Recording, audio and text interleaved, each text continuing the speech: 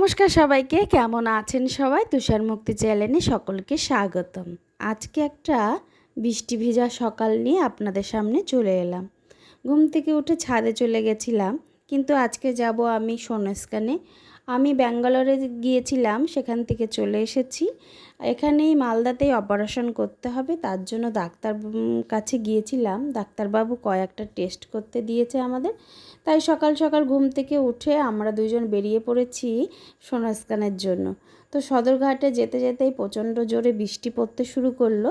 তো আমরা চন্দনদার দোকানে ওয়েট করছিলাম যে কখন বৃষ্টিটা কমবে আর আমরা রওনা দিব।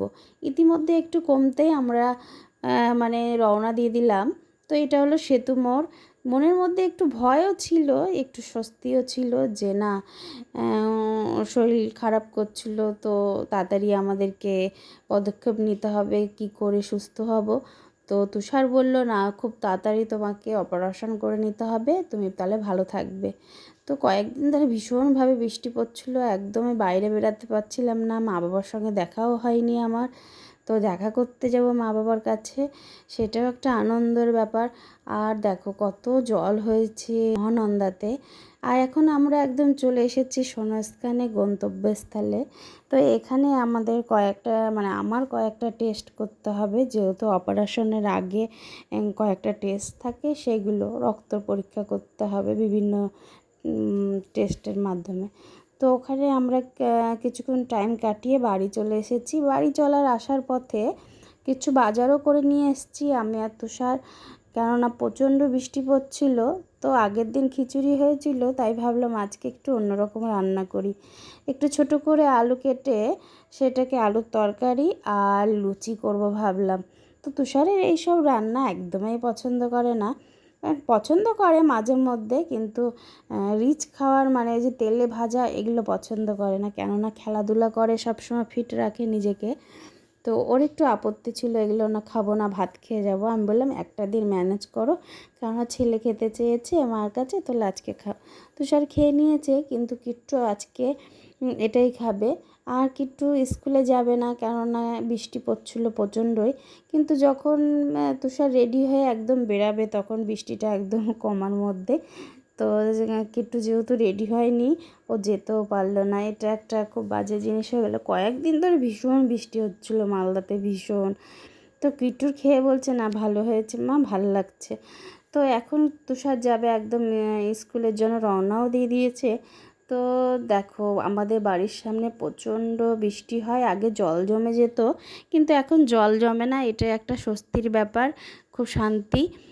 আর তুষারের গাড়িটা ডিস্টার্ব দিচ্ছে আমাদের। একটা দিন বলছি, সরি, একটা রাত গাড়িটার সামনে বাড়ির সামনেই থেকে গেছিলো। আর সারা রাত বৃষ্টি হয়েছে, গাড়ির মধ্যে তেল যেখানে থাকে ওর মধ্যে জল ঢুকে গেছে। তো গাড়ি চলছিল না। তারপরে কাঞ্চনদাকে ফোন করলো, তুষার এসে গাড়ি নিয়ে চলে গেল, ঠিকঠাক করে নিয়ে এসছে, কিন্তু তাও ডিস্টার্বটা দিয়েই যাচ্ছে। তো তুষার আমাকে বলল স্ক্রু ড্রাইভারটা দাও, আমি আমাকে একটু হেল্প করো, এখানে আসো, এগুলো ধরতে হবে। তার জন্য চলে এলাম। এখন কি করলো, ওই ঠিক হয়ে গেল গাড়িটা, এখন ওই যাবে স্কুলে। তো স্কুল যাওয়ার পথেই একটু বিপদ এলো ওর। তো ঠিক হয়ে গেল, এখন ওই যাবে। কিন্তু আমরা যে বৃষ্টির মধ্যে বাজারগুলো নিয়ে এসেছি, সেই বাজারগুলো এখন বের করব। আর সন্ধ্যাবেলার দিকে যাব হলো বাবার বাড়ি খুদের ভাত খেতে। আমার অনেক দিনে আবদার ছিল মায়ের কাছে যে খুদের ভাত খাবো। বাজার থেকে নিয়ে এসেছিলাম ইলিশ মাছ আর কাতলা মাছ। তো ইলিশ মাছের করব আমি সর্ষে বাটা, আর এই মাছটা কাতলা মাছটা রেখে দিব অন্য দিনের জন্য, টক করব, মাছের টক করে। এই টকটা শিখেছিলাম আমার শাশুড়ির কাছ থেকে। তো আজকে করব না, ওটা কিট্টুর খুব প্রিয় মাছের ঝোল, তো অন্য দিন করব। আমার দুপুরে স্নান করে রান্না টান্না হয়ে গেছে। তো রেস্ট করে আমি এখন যাব বাবার বাড়িতে। চলো বাবার বাড়ি। খুদের ভাত কে কে খায়? আমরা তো খাই, তো সেটা কোনোদিন খাইনি, আমাদের বাড়ি এসেই খায় খুদের ভাত। নমসূত্র ঘরে মেয়ে বিয়ে করলে খুদের ভাত খেতে হয়। আর আমার বাবা মাখিয়ে দিচ্ছে এখানে জামাইকে,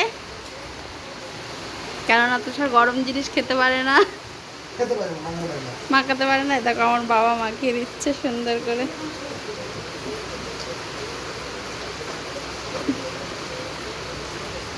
দাম ছেড়ে দেন, এবার আমি মাখিয়ে দিচ্ছি। দাঁড়াও, কত সুন্দর করে মাখাবে। ছোটবেলা আমরা বসে থাকতাম কখন বাবু মাখাবে আর আমরা খাবো। বৃষ্টি হচ্ছে না, দেখা যায়। বৃষ্টি হচ্ছে। শ্বশুর মাখিয়ে দিল, জামাই খাচ্ছে। কয়জনের ভাগ্যে এরকম হয় তুষার পাল? খালি 5 রকম ভাজা আর বাটি ভরে সাজিয়ে দিলেই